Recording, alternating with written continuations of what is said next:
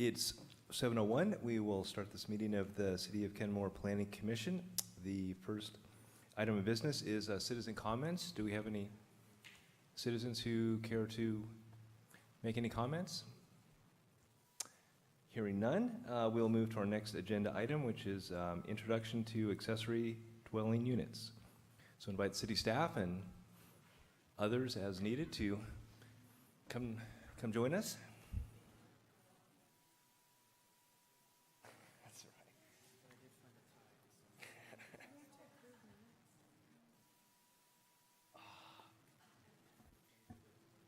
Yes, they are here. Thank you, Suzanne. Before you get started, I inadvertently skipped one of the agenda items, and that is the approval of minutes. So we will move to that before we take on accessory dwelling units. So do I hear a motion for the minutes? I'm sorry, what's in the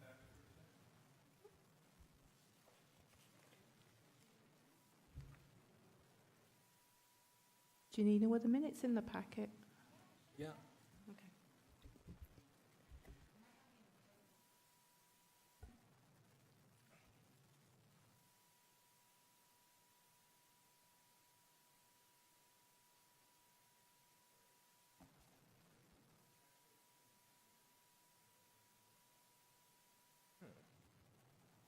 Well, if that's the case and you can't find them now, we can delay them. Why don't we defer that until the next meeting? Approval of these minutes? Okay, unless the rest of the commission has had a chance to review them. I haven't not reviewed them, but Okay. I just don't, I'm looking at the packet. Sure. And I don't see it. Okay, we will defer that item until the next meeting, okay? So go ahead. Okay.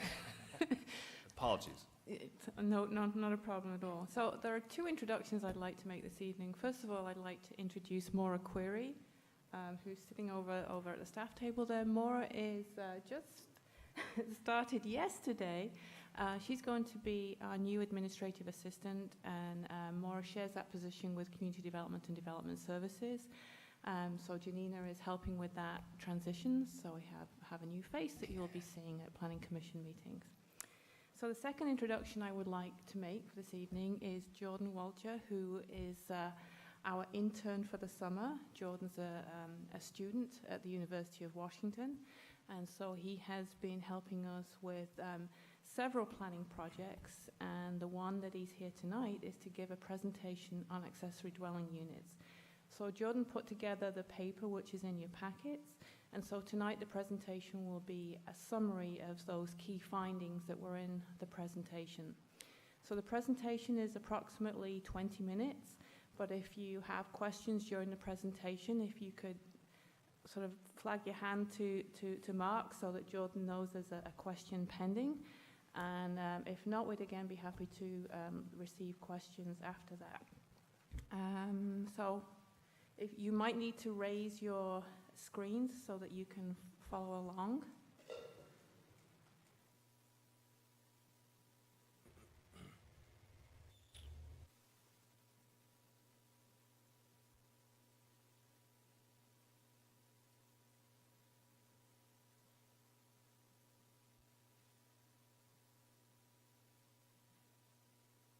So this is, while these screens are going up, I know it's always an awkward moment.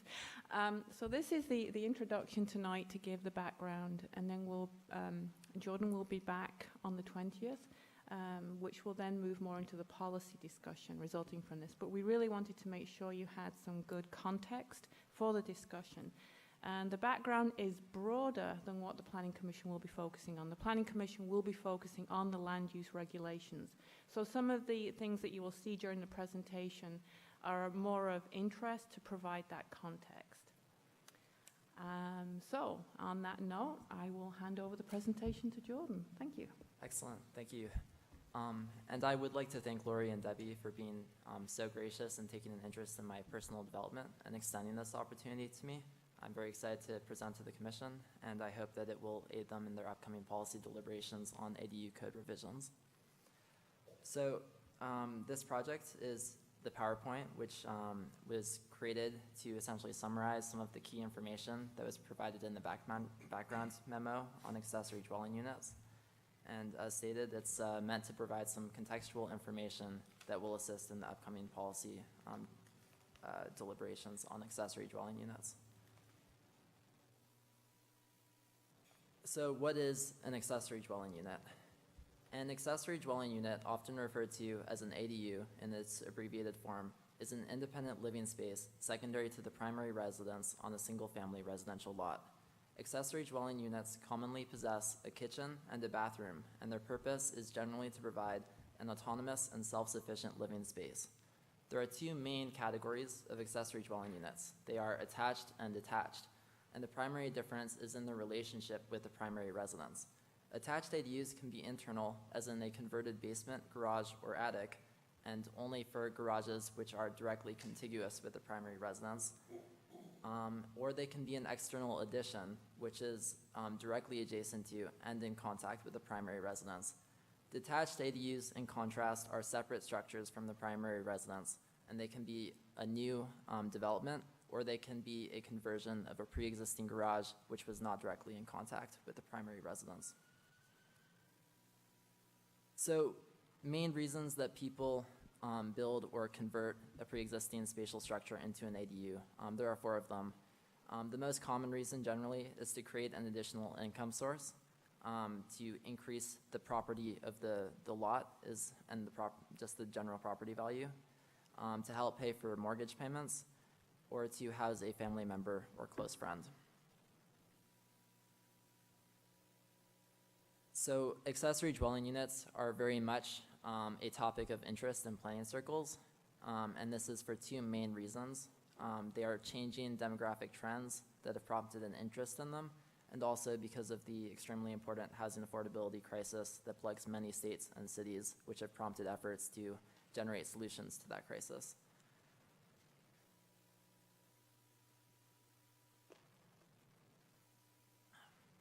So demographic trends. The mismatch between typical household sizes, as in the amount of people per household, and the square footage of new single-family residences. This chart represents the trends of decreasing household sizes measured by number of people, and the increasing spatial sizes and square footage of new single-family residences. In Washington, the average household size in 1960 was 3.09 persons per household, and in 2017, this number has increased to 2.55 people per household. In 1950, the average square footage of new single-family homes was 986 square feet, and this number has increased to 2,571 square feet in 2017. And many planners characterize the disconnect between the rising average square footage of single-family homes and the declining household person sizes as a market failure in the inability of the market to provide for spatially reasonable sizes while addressing the housing affordability crisis. And this slide is intended to farther narrow the information to make it more localized to Kenmore. It provides the same numbers in terms of per person household sizes, but as to King County instead of Washington. In 1960, in King County, the average household size was 3.2 people per household, and this has decreased in 2017 to 2.45 people per household. And the following blurb covers the same information on the spatial increases in new single-family residences that was covered on the previous slide. And another demographic trend that ADUs are generally enlisted to aid in supplying to is the increase in single-person household growth. Single-person households are becoming much more common, and the graph that's currently on your screen records the presence of single-person households as a percentage of total households. Traditional residential zoning focuses on the needs of the typical nuclear family, and when the practice of zoning emerged, the nuclear family was overwhelmingly the norm in familial organization. It was therefore sensible that most zoning focused on attending to its specific requirements. However, as seen by the demographic trends that we're considering, family organization is becoming much more complex, and also much less typical in its organization. And many people believe ADUs are a method of increasing the flexibility of zoning to accommodate for the needs of non-typical family structures. And ADUs can provide an affordable housing option for single-person households that are largely commensurate with their more modest requirements for space. The unprecedented number of multi-generational households. Multi-generational households are defined by the U.S. Census Bureau as households consisting of more than 2 generations within a single lot. And ADUs are often used for multi-generational housing. They provide more privacy and independence than does multi-generational housing in a single unit, yet they are still cost-effective and allow for close proximity familial support.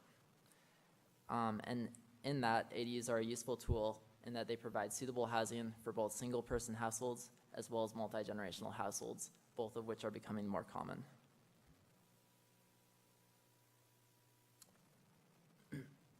The current composition of Washington's households.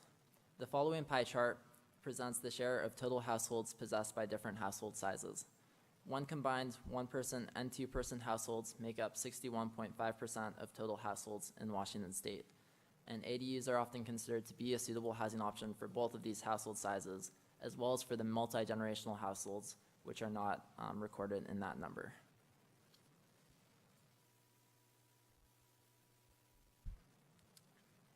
The housing affordability crisis is the other trend that ADUs are meant to react to. The chart that's currently on your screen displays the extent to which families at or under the median family income are burdened by housing expenses. The gray classification is assigned to households in affordable housing. The light blue classification is assigned to households that are cost burdened. These households pay between 30 and 50% of their annual income on housing expenses. And the dark blue classification is given to households that are severely cost burdened. These households pay more than 50% of their annual income on housing expenses. The percentage of cost burdened and severely cost burdened households, as would be expected, goes up as the income of the income bracket goes down. For example, for households earning between 0 and 30% of median family income, 66% of these households are severely cost burdened. And the housing affordability crisis also is encompassed by the city of Kenmore. Within Kenmore, 38% of households are cost burdened, 42% of renting households are cost burdened, and 17% of households are severely cost burdened.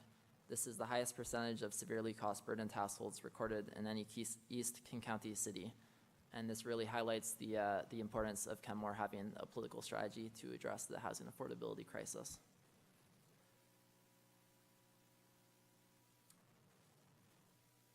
This is a graph that records the number of ADUs finalized per year. X is the year ranging from 2001 to 2018, and Y is the number of ADUs finalized per year. Kenmore has a total of 51 finalized ADUs. The most ADUs Kenmore finalized in a single year is 7 in 2015, and Kenmore averages 2.83 ADUs finalized per year. Yeah. I had a question about why this graph goes up and down so much. Do you have any, I know it's a relatively small number per year, but is there any rhyme or reason why it's so? I might respond to that. I'm not sure that we do know the reason for it. It's possible that with the Great Recession in 2009, maybe there wasn't the household income to support building an ADU. That's totally a guess. But beyond that, I don't think we know. I don't know if either of you have any. I don't. I wouldn't be surprised if you sort of overlaid this with building permit activity in general, that you would sort of see a similar trend. And Just the definition of final. Right. Final is when a building permit has been complete for an ADU. There would be a final inspection that determined that it met all of the requirements. For an ADU, you also have to record an owner occupancy verification, an affidavit. So that also has to occur before an ADU is finalized. But there would be some that just never get final. Yes. I think Jordan found a few of those. Yeah, absolutely. Not every ADU that begins the process of the construction of an ADU completes the permit process or construction. Sometimes permits are applied for without them ever having been completed. I have a question about the data on the previous slide about Kenmore. What is the origin of this data? Kenmore's comprehensive plan. So where did the comprehensive plan get it? Okay, so that was done in 2015, and I'd have to look at the plan to find the actual source. The housing background information came from ARCH, Regional Coalition for Housing, but the exact source, I'm not sure. Mike is here. I don't know if you... Right, it would be the Census Bureau. Thank you. And I do want to add, on the topic of explaining aberrations or also changes in the trend towards permit activity, we are conducting a survey right now on people who successfully navigated the ADU acquisition process, and we're hoping that that will provide some explanatory information to help us interpret these deviations. This map represents the spatial distribution of ADUs in the city of Kenmore. And in terms of interpreting this map, I think it can be helpful in attempting to gauge whether ADUs exacerbate on-street congestion and parking. The more closely ADUs are clustered together, the more likely they will be to use up the scarce supply of on-street parking. And although this spatial pattern won't necessarily be accurate in terms of predicting the future spatial configurations of ADU activity.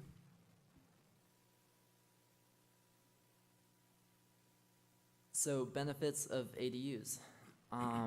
There are four main benefits to ADUs in terms of why they are a good housing option within cities. And they are that ADUs allow the elderly to age in place, that ADUs are generally affordable housing, and we'll talk more about that later in terms of what affordability entails, and also their relationship to normal housing prices, which individuals generally select between, and also that they are viewed to be a means of promoting racial equity and socioeconomic diversity in neighborhoods, and also that they're generally considered to be a sustainable housing option for environmental sustainability, that is. The first benefit that we're going to consider is that ADUs benefit the elderly through allowing them to age in place.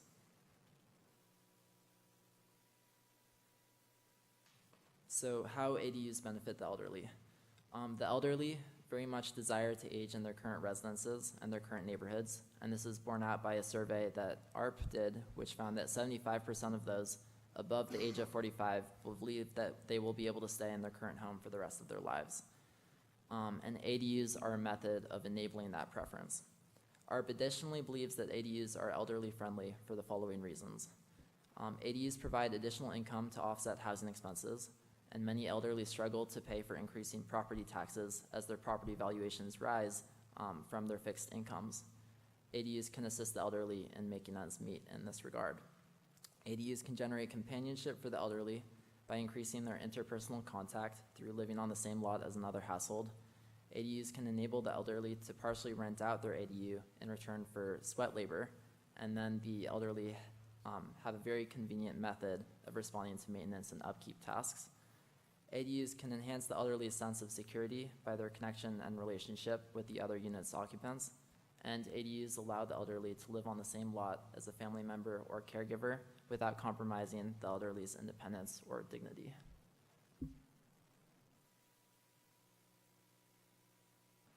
So affordability, the concept of housing affordability, or the definition of housing affordability, is that the household that rents or pays for a household spends less than 30% of their income on housing expenses. And this chart was generated by a survey conducted in Portland in 2013. It is a sample of ADUs rented at different price points. The number of ADUs rented within each $100 interval is recorded on the vertical axis. The mean rent of Portland ADUs in the sample is $765 a month when one includes the ADUs that are rented free of charge. And when one excludes those units, the mean rent is $880 a month. In 2017, the average rent for a one-bedroom in Portland was $1,350, according to the State of Housing in Portland, which is a Portland Housing Bureau publication. And an updated survey in 2018 indicated that the rental rate for ADUs has risen to $1,157, though this number is still well below the market rent for one-bedroom apartments. So it's generally more affordable than the one-bedroom rental alternative. And 48% of respondents in this updated survey indicated that they rent at below the market rate. And that's a trend that's pretty much common to every ADU survey that I've encountered. So affordability continued. An MRSE report that was published in 1995 found that attached ADUs are cost effective in their common use of pre-existing housing, and attached ADUs typically cost 25 to 40% less to build than new comparably sized housing units. Consequently, ADUs are usually much less expensive to rent. ADUs are rented to someone with a pre-existing relationship to the owner 46% of the time, and oftentimes in those rental arrangements, the rental price is much lower than the market price of rent at that size of housing. And in 17% of cases, a friend or family member receives free housing. Also of significance, 58% of ADU owners rent at below the market rate, and that was found by a study performed in 2018 by Chappell. As Chappell reports, a study of Babylon, Long Island found that secondary units rented, on average, for 35% less than non-secondary unit apartments, despite the secondary unit renter households being, on average, larger and including more children than the non-secondary unit renter households. Chappell also found that the average secondary unit is advertised at a rental rate that makes it affordable to a household earning 62% of area median income, compared to 68% of AMI for non-secondary units.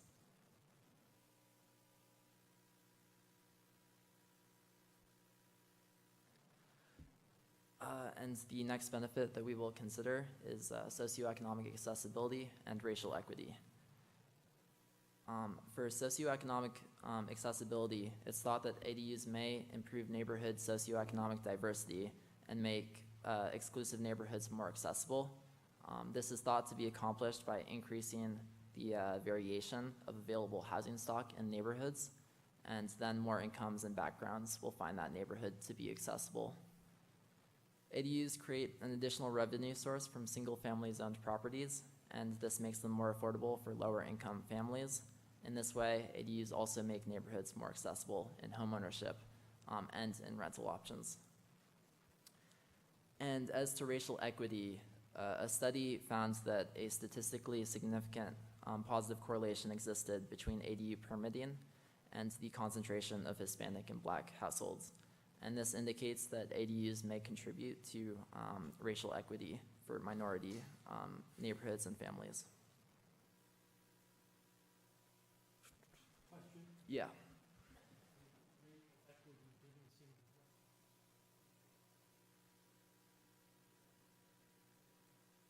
work. I've only encountered a single study that attempts to determine the statistical relationship between ADU permitting and the ethnic character of neighborhoods, and I don't believe that it found a significant correlation between Asian neighborhoods or households and ADU permitting activity.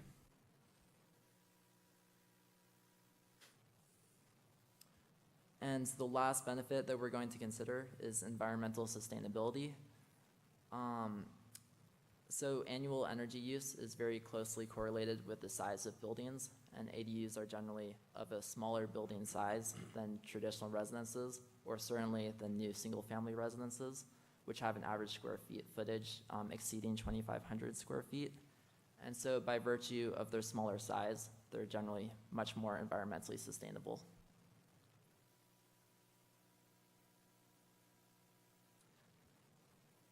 So in view of the numerous benefits that we've already considered of ADUs, one might well expect that their production would be robust and already not require governmental assistance in providing for it. But this is not so due to a few barriers that inhibit their production. The main barriers that do so are informational, regulatory, and financial. So informational barriers. ADUs have enjoyed a relatively short legal existence in many jurisdictions, and it is followed that awareness of ADUs is rather limited currently, and this restricts the size of the market in ADUs. Many cities have created educational programs in order to redress this deficit. Cities have, for example, created informative memos to assist homeowners in their acquisition of an ADU, sponsored community workshops, collaborated with nonprofits to raise awareness about how ADUs can be applied to important social issues, and hosted guided tours across the city of some of the more impressive architectural examples of ADUs. And regulatory barriers. So regulatory barriers and regulations being the primary province of the Planning Commission warrant special consideration.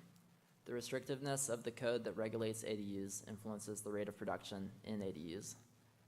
Some of the more common and also onerous regulations that inhibit ADU production and creation are the requirement of owner occupancy for either the ADU or the primary residence, the requirement of additional off-street parking, the requirement for a minimum lot size for the creation of a detached ADU, the limit of a single ADU per lot, and the prohibition on the use of an ADU for short-term rentals.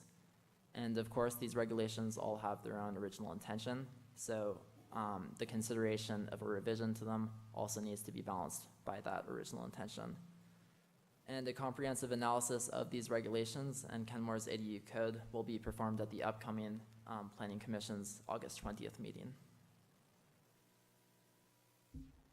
Financial barriers. So about 60% of ADUs are funded from cash savings, according to the survey of ADU creation in Portland. And this really highlights that, well, this is due to the fact that financing options to fund ADUs are currently very restricted and inaccessible. Lending institutions are slow to design custom vehicles for financing ADU development, and the lack of alternative financing options and the ability to leverage future earnings in order to underwrite loans that will finance ADU development restricts ADU development generally to those affluent enough to self-finance, which is a small subset of the population, and also restricts the size and the amount of ADUs which are created. So concerns and possible unintended effects of ADU code changes will now be addressed. The primary concern that critics have of ADU code revision is that they anticipate that this revision will trigger a wave of uncontrolled speculative development, whereby single-family residences are purchased by developers and replaced with uniform units that resemble duplexes and triplexes for all intents and purposes. And additional concerns are generally attendant to this main overarching concern. And these additional concerns are that it may exacerbate the congestion of on-street parking, that it may result in possible poor maintenance or upkeep of the ADU, the disruption of the pre-existing neighborhood character, decrease in property values of adjacent lots, and the shift from home ownership to itinerant tenancy. And these concerns and their assessed validity will also be addressed at the upcoming August 20th Planning Commission meeting. So next steps for the Planning Commission. On August 20th, we will consider other municipal strategies that address barriers, and some of these strategies are described in the background analysis memo. Also for August 20th, we hope to present findings from a survey of Kenmore ADU owners that will provide local insights into ADU development. And the Planning Commission will then review and assess a range of possible code revisions on ADU code. Thank you. Yeah, thank you, Jordan. Appreciate your extremely good research and presentation here. Debbie and Lori, what's the next step that you had in mind for us Well, I guess here today? here today. So if you have any questions on the full report that was in your packet or on the presentation tonight, or if there's any information or questions that you would like particularly addressed before the 20th meeting, that's what we're looking for now. We have several hands. Okay, we will start with Commissioner Lutzis. Go ahead. I had a question just on the permitting process and how the city views when an ADU permit must be required. So where's that line drawn between a multi-generational house that may be outfitted for an ADU, but it maybe isn't considered one, and one where it should be considered one at that point? It has to do with the features of the unit. So for example, if you have just a bedroom, that's not an ADU. An ADU has to be a separate living unit that has kitchen, bathroom, living space. It's some people have, a bar in their basement, and there's always a fine line there. Should this be permitted as an ADU? But really, the idea is that it is a separate unit that could accommodate all the functions of a person living in it. And so when a house has those functions, do they need, and maybe somebody else is living there, such as another generation, do they have to then apply for an ADU permit Yes. at that point? They do. Okay. If, assuming that they're putting in a second kitchen, that's usually the red flag, that there's a second kitchen. Okay. Then they have to apply for So an ADU it's only if they permit. have it, there's no other criteria? Say, for instance, if they charge rent or not? If they're renting out a bedroom, no, that would not be an ADU. It really has to function as a separate living unit, Okay. regardless of who's living there. Okay, thank you. Commissioner Olson?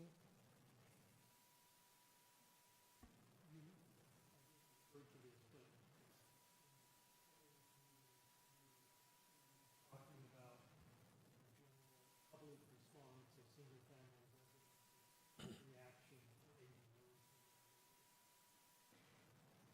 Well, I think what Jordan outlined was some of the concerns in general that people sort of voice about ADUs. So I think that's something the Commission will have to consider, how to balance those concerns with allowing ADUs. So where would we change the regulations, and what are the pros and cons of doing so? So are you more getting into, are we going to ask people what they think about changing the regulations? Well, I'm assuming we'll eventually Yes. get there, but I am wondering if we're at summary of those type of discussions from other localities. I want to get a sense of feel as we go through this process, Right. how big or how small. Right, so I can speak to that a little bit. Arch had convened an interjurisdictional group and had drafted some initial responses to some of those concerns. We've also, and Jordan has done a really good job of looking at the Seattle process, which is the biggest recent process for ADUs. The comments that he provided about concerns, some of those came from the Seattle Environmental Impact Statement or from the groups opposing the ADU changes in Seattle.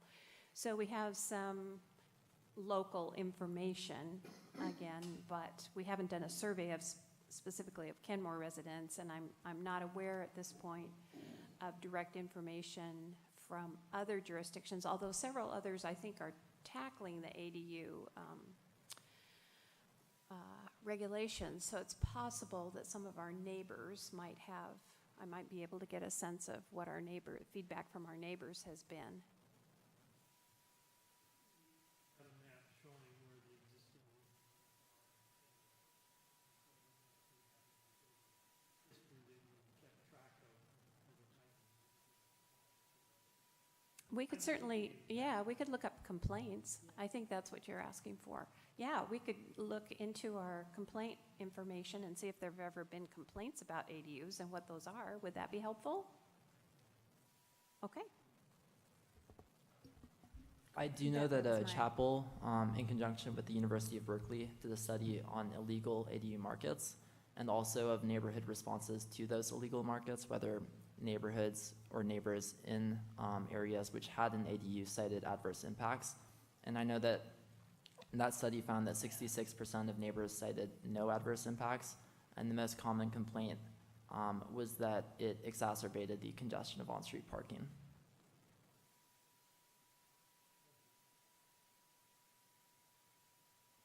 My question was very similar to that, because I've been out in the community and have encountered a few people who have had strong feelings about ADUs that were built by their neighbors. So I just wanted to make sure we were hearing a complete picture, and it sounds like we are. So we Appreciate can that. look up those citizen action requests. They're not always filed if people have concerns, so you may be wanting to share some of what you heard through the process. Yeah, I think those are great questions that I had myself. One thought is, I think when we looked at ADUs, or at least started to look at them earlier, Mercer Island had, I don't remember the exact number, 200 or 300 ADUs. So if there's any information, I know it's not maybe directly comparable for Mercer Island, that obviously has a lot of, I think, the pretty comparable population to ours. Might be something we can look at. Yeah, Mercer Island is a very interesting case in terms of the concentration of ADUs in that city. Their ADU code is actually fairly restrictive. So in terms of considering ADU revisions to stimulate ADU development, it's not necessarily amenable to that type of analysis.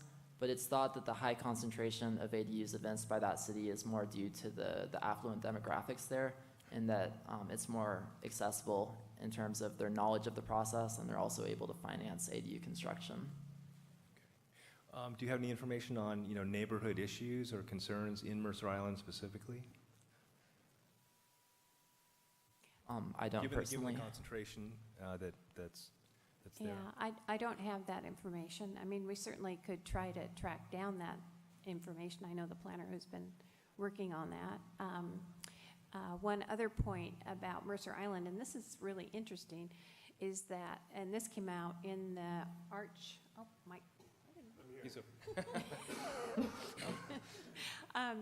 This came out in the Arch Interjurisdictional Group, and we'll be providing some information from that group next time. But I think it was Mercer Island that now is mandating development of ADUs on some lots. Not that anybody wants to use them, but just because they'll be there for someone in the future.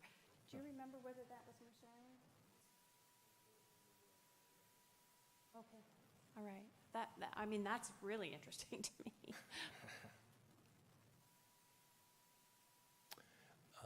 Commissioner Vanderline, then Commissioner Mulcair. Thank you. Thank you for the presentation. I think one of the key points is it points out rather clearly that there are multiple motivations or reasons for wanting to have ADUs. And I hope that we will look at each one of those individually, because I suspect that the regulatory or zoning issues that would resolve any one of those are going to be different depending upon which one of those objectives you are trying to achieve. We may not be interested in or be convinced that we need to pursue all 4 of those that I saw, but maybe some. So I think having a clear understanding of which regulatory solutions solve which issue would be important. Specific to affordability, we spent a lot of time since 2015, when the data we saw was derived from, to create affordable housing options within the city, specifically within our multifamily areas or zoned areas. So I'm interested in knowing what the gap is between our current capacity and that the ADUs would be expected to fill in terms of affordability.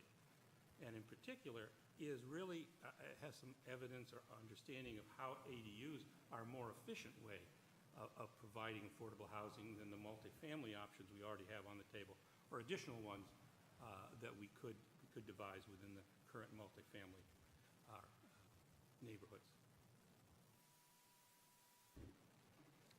Okay, questions?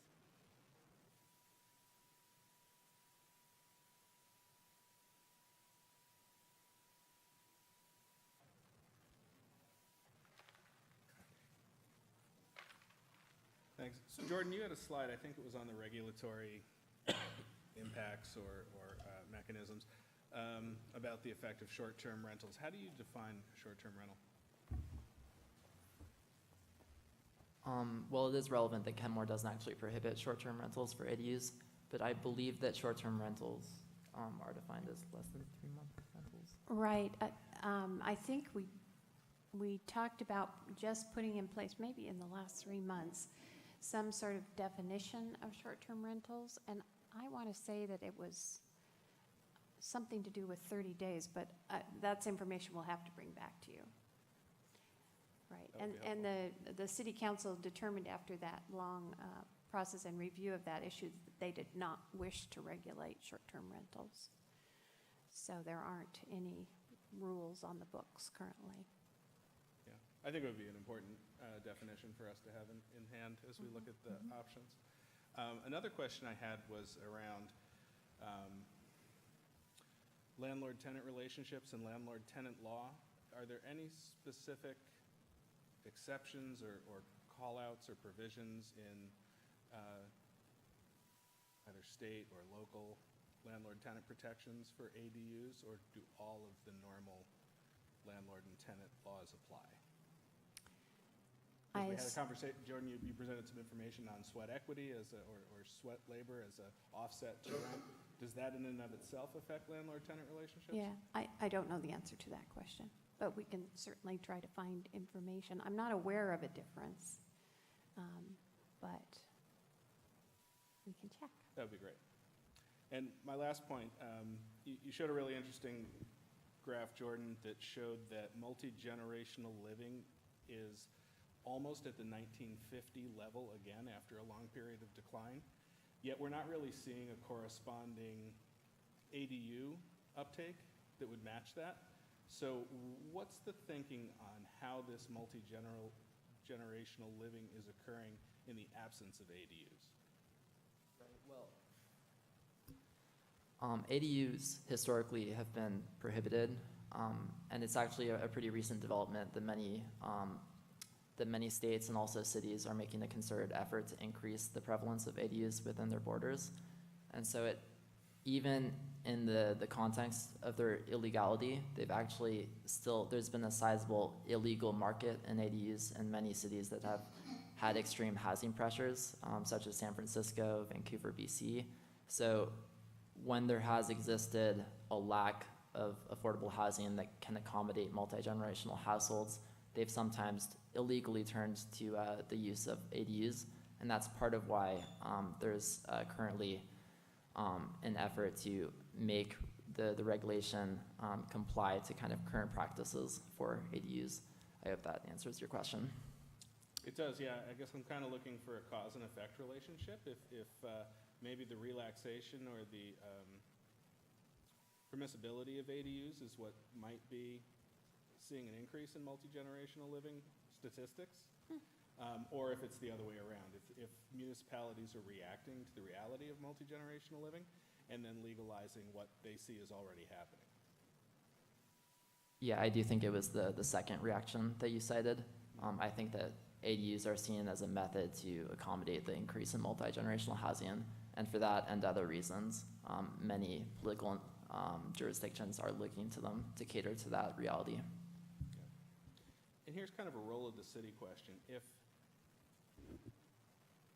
ADUs are helping to promote many of the affordable housing goals that we have for our city, especially with the elder population, what are the benefits to the city having a permit process and some type of oversight to ADUs versus not? What does the city offer homeowners by way of a permit and oversight process to ADUs generally? Well, I can respond to that. Certainly, it has to do with the building, that it's meeting certain safety codes and that kind of thing. So just as if you were building a new house, building a smaller house, an ADU, you have a way to check and inspect to be sure that the habitation codes are being satisfied. So it's a check on the construction. That's one thing. And then the other rules, to some degree, are designed to address potential neighborhood concerns. That's where the city's owner occupancy requirement came from. So there's a sense that, well, there may be a new unit here, but my neighbor is still living there in one of those units and has some oversight over what is happening in the second unit. So I think it addresses two things. I think it addresses the actual construction of the building or the addition, however the ADU is set up, the plumbing, the electrical, et cetera. And it also tries to tackle the neighborhood, potential neighborhood concerns. And is our permitting code enforcement office set up to handle modular home development issues? For example, I've noticed an increase in off-site construction for buildings like ADUs, where you can purchase them built. Right, if you have a manufactured, it would be considered a manufactured home, basically. As long as it meets certain standards, you can place that on a single-family lot. In Kenmore, there are no prohibitions.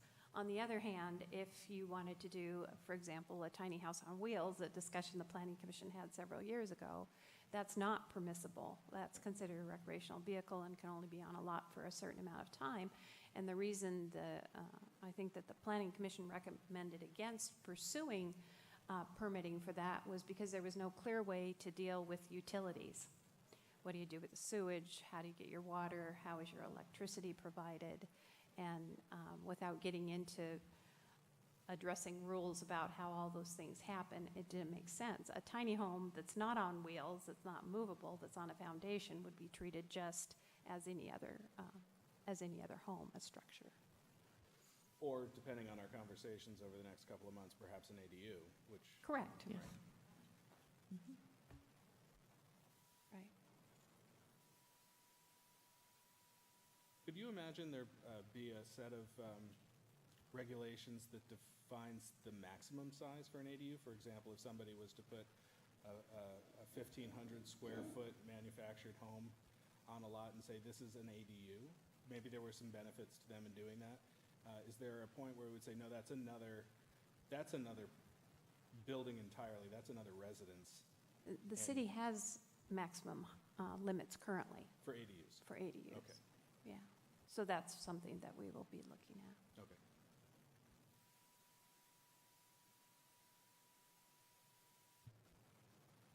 Commissioner Olson.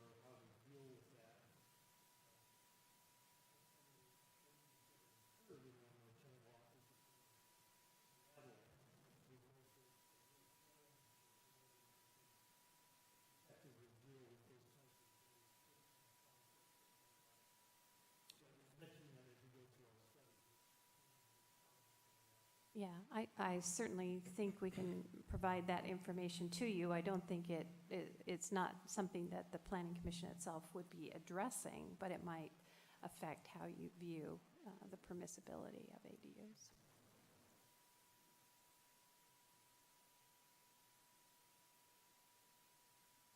I had a question about the average lot size in Kenmore. I was thinking about that. I was reading about, Seattle obviously have a pretty liberalized policy. I don't know exactly what their lot sizes are relative to Kenmore, but I'm trying to maybe at some point get some sense of how how suitable ADUs are for our sort of average, lot sizes and geography with a lot of slopes and so forth. If there are any limitations, we should at least, keep in mind as we're considering this. Right, well, certainly if you were going to build an ADU, you'd have to follow the same critical area rules as any other structure. Mhm. You're not exempted because you're an ADU. So I don't think that you need to worry about critical areas. In terms of lot size, I know certainly that City of Seattle lot sizes are quite a bit smaller in many areas than Kenmore's. I think in our R6 zone, and Debbie will tell me if I'm wrong, but I think it's 6,400 square feet is the minimum lot size. I think that's the minimum lot size, yes. 64? I think it's 64. But we'll come Minimum. back next time with the With some exact data, okay. numbers.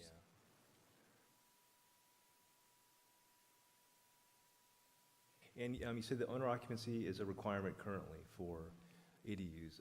Are there other ones that you haven't mentioned in the current code or will you bring some data on that Yeah, Yeah, you're okay. jumping ahead. I'm jumping ahead, okay. How we're So- addressing it now versus, yeah, okay. I can see you really want to get into this topic. So next time, what we're going to do is we'll come back with Kenmore's regulations, the whole regulations, a summary of them, and then we'll provide information from surrounding jurisdictions. We'll provide information from the Arch group that was convened, and then we'll lay out the policy questions with pros and cons, and Right. hopefully have the results of this survey. Although it's a very small survey, there just weren't that many people to contact. So Right. we'll see. Right, okay.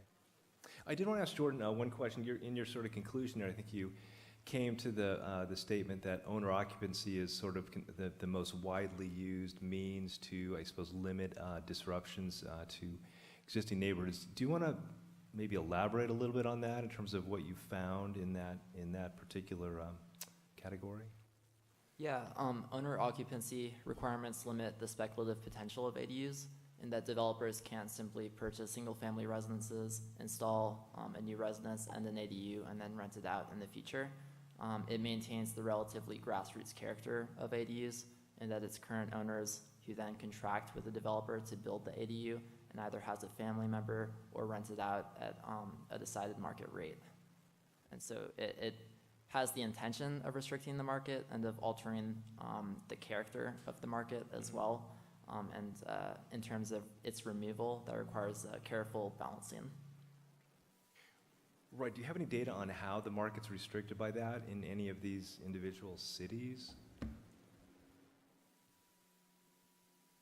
I get that it's a trade-off, that certainly makes sense, but. Yeah, we I'm- might, excuse me, we might be able to look, I don't know that we have enough recent data from Portland to see, I think they removed their owner occupancy requirement, and I don't know that we have data on that about what the impact was. That certainly, in most studies, is identified as a significant barrier, but again, it's also, I think, seen as a significant benefit, so. Right, most municipalities, when they remove owner occupancy, it's part of a multifaceted strategy of promoting ADU development. So isolating the specific effects of that removal is very difficult. But a lot of survey reports on ADU developments have found that even those who built an ADU well compliant with owner occupancy requirements actually want its removal, and that's to increase their flexibility in their use of the ADU, that currently they might inhabit one of the two units, but in the future they might want to move and rent out both of the units. And if that's so, even for those who build an ADU well satisfying that requirement, it's certainly so that those who do not build an ADU because of the existing requirement and that they would not want to inhabit one of the two residences, they are prevented from constructing an ADU. So it definitely does minimize the market in ADUs.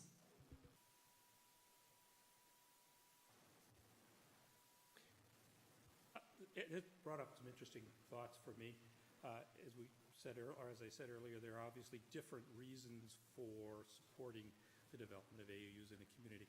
As we move into speculative development, and I think about the almost inevitable movement from we want grandma to be able to live close to I want to make a profit and I want to rent this and I want to move out of my house and make a bigger profit.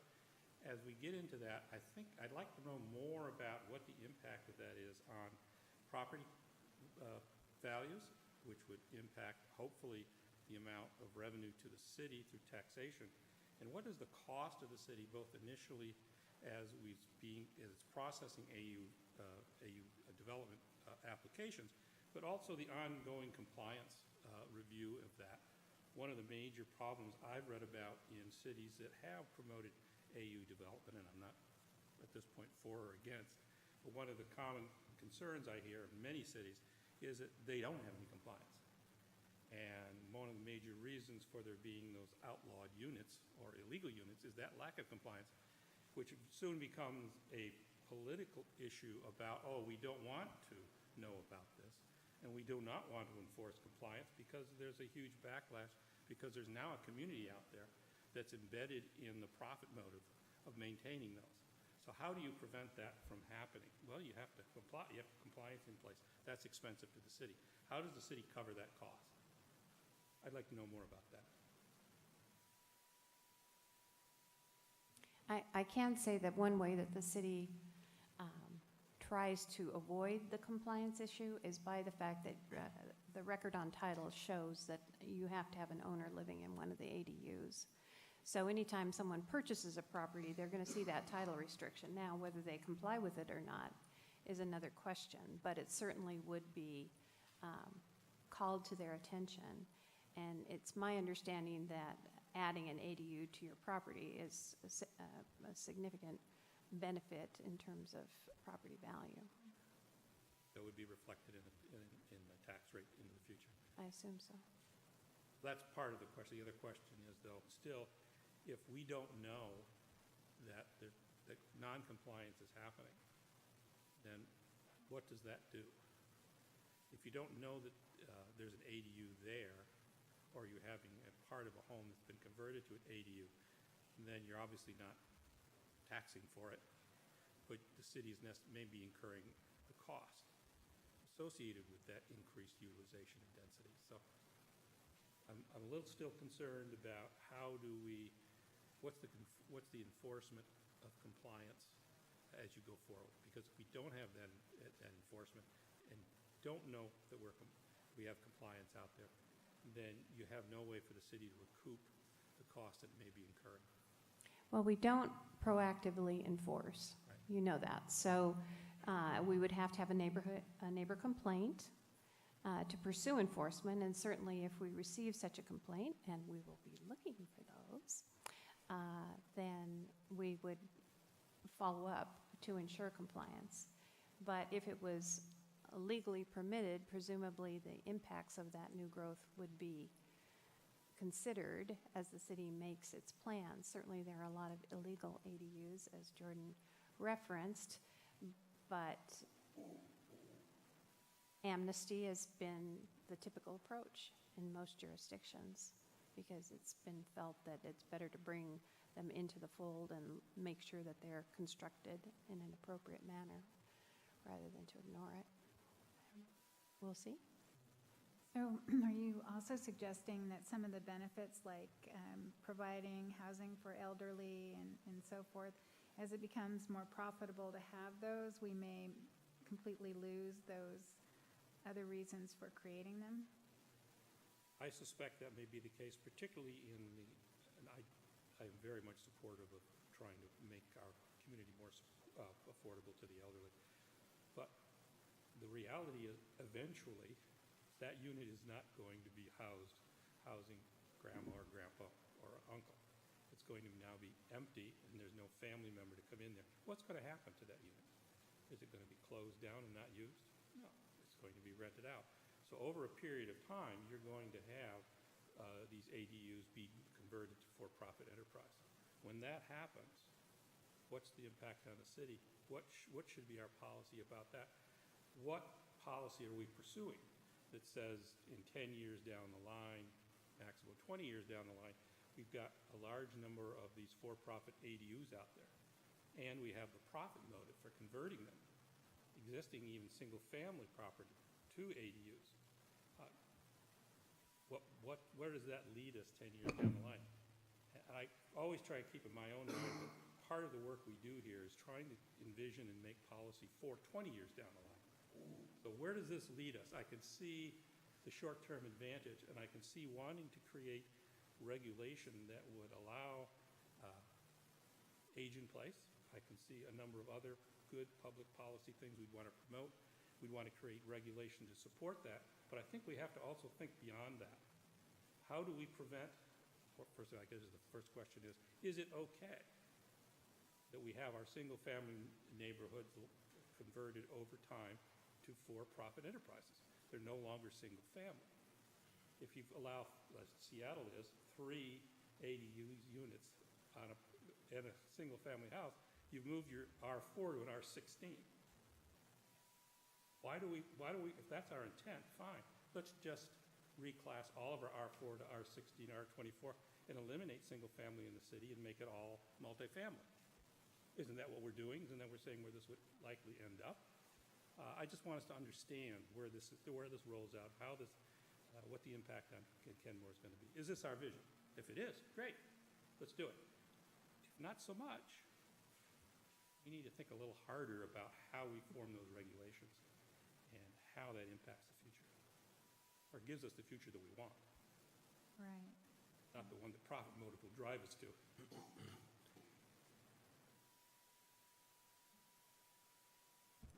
It sounds like from your paper, Jordan, that there isn't, a long history of ADU development that we could draw from to, consider Commissioner Vandeline's point there. You didn't specifically, obviously, address that, but is there any data from other cities or experience that we could potentially learn from on the longer-term view?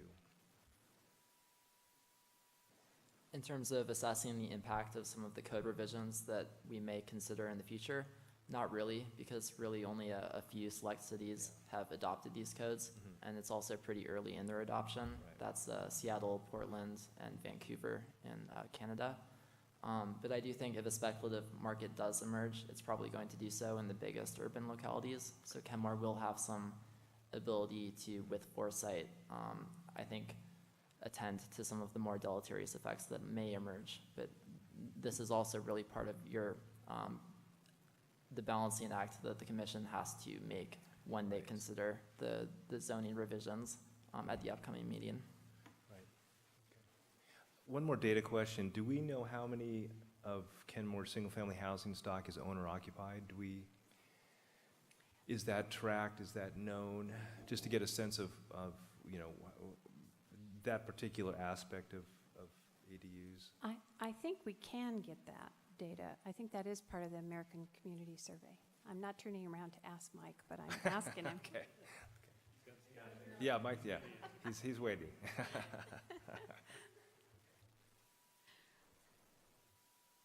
Okay, any other questions at this point for Jordan or Debbie or Lori? You have a question? Yeah, I have a question. Go ahead. I'm curious because you were talking about a legal process.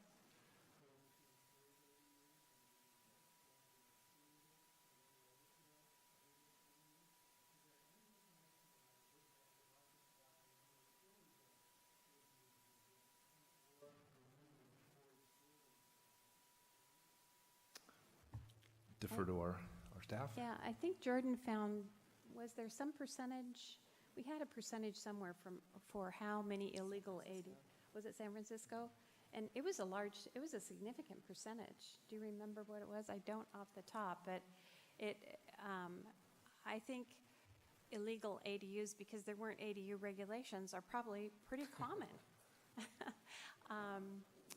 But do I know exactly? No, I don't. One more question. Of the 51 known ADUs in Kenmore, do we know how many are attached and how many are detached?